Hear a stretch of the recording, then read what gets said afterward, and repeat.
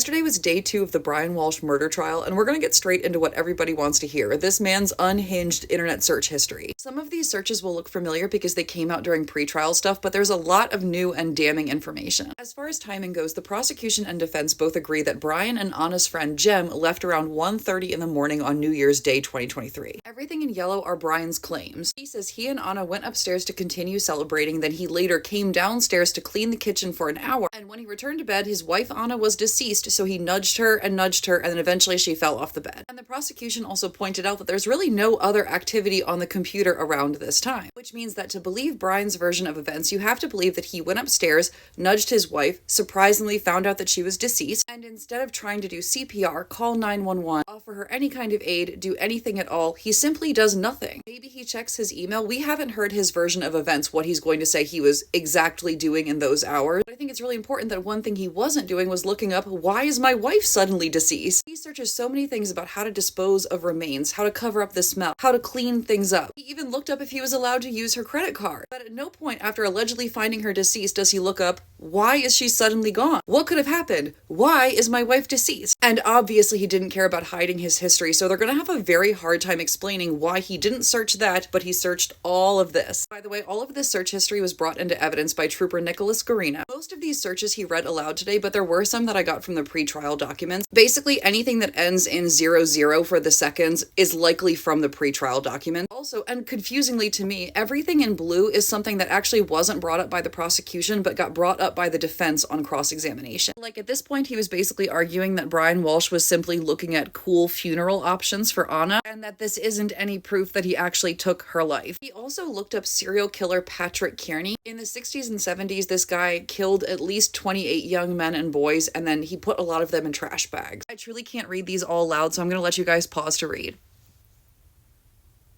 By the way, some of these are searches and some of them are actually just websites, like the results for the searches. Like this one, no corpse, no problem, notable murder convictions without a body. He also looks up 2 of the apartment buildings where he ended up going to dumpsters. The day after these searches were made, he visited these 2 apartments and one more, and that's where investigators believe that he likely disposed of Anna's remains. But unfortunately, by the time they got to these dumpsters, the trash was already incinerated. He also looks up, can baking soda make a dead body smell good? He has bought 24 pounds of baking soda. You can pause to read this one too.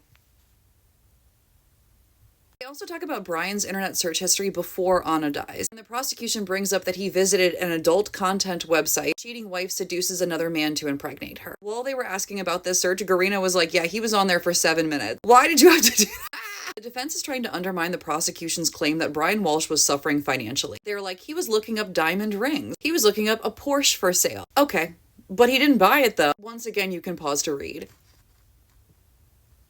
When Walsh's lawyer Larry Tipton was cross-examining Guarino about these searches, he said that the limited time frame that they were looking at constrained the context. He's like, you don't know what Brian was looking up on other days, which is fair, but you guys know that if Brian Walshe routinely was searching disposing a body, etc., they would have already brought that in. They would have expanded the search history to include all of that information. Like, how is it going to play to a jury to say, there's not enough context for this, it's being taken out of context, but then you don't provide the jury any more context or any other explanation? The defense also tries to undermine the credibility of the searches themselves. It is not super effective in my opinion. Just for context, the jury is going to get the entire binder of the searches. There are 3,667 records inside the binder, and some of them are duplicates because phones store data in multiple locations sometimes. That's how they found Jen McCabe's search history, even though it was deleted. But because Brian Walshe didn't delete any of his search history, there's going to be things located in multiple places. So Guarino had pointed out that there will be duplicates inside the binder, but they're going to be in consecutive order and they'll have the same timestamp. And still Tipton was like, but is there any label? Are they labeled as duplicates? Are you basically, are you trying to trick the jury? And he's like, no, I literally just explained how they're going to be able to tell. And I was also wondering if the jury is like, do you think we're stupid? At one point, Tipton is basically like, how can he be guilty? He doesn't even mention murder and going to murder.com/blog until 6 hours into his frantic searching. The implication seemed to be that if Brian had actually done this crime, that he would have searched that up here.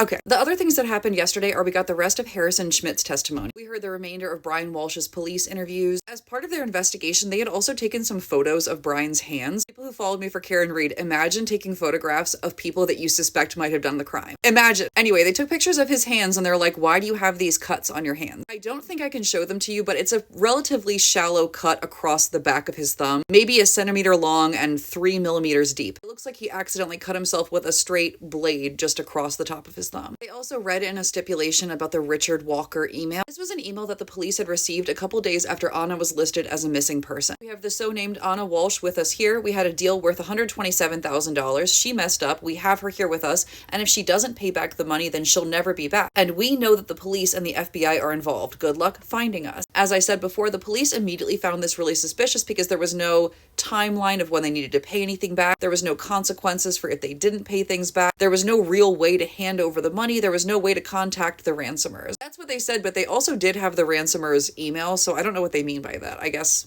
emailed, I don't know. That's just what the police said. Anyway, after they got this email, they got another email from Richard Walker. That time, it was a stock image of a woman who had been kidnapped that they sent. And it was not a photograph of Anna. It was just like some random woman from a search result. They tracked the IP address that was affiliated with the email account, and they found that it was in Nigeria. It could be a VPN making somebody appear to be in Nigeria. The prosecution also stipulated that they don't believe that Brian Walshe, okay, the Commonwealth said they didn't think that Brian Walshe had written this email. But it kind of felt like one of those, we definitely don't believe that he wrote the email. I ended up finishing Nicholas Guarino's testimony this morning before I made this video. I had a feeling there would be more searches and I didn't want to have to make that chart twice. That's everything I know for now. Love you guys. Drink water. Bye.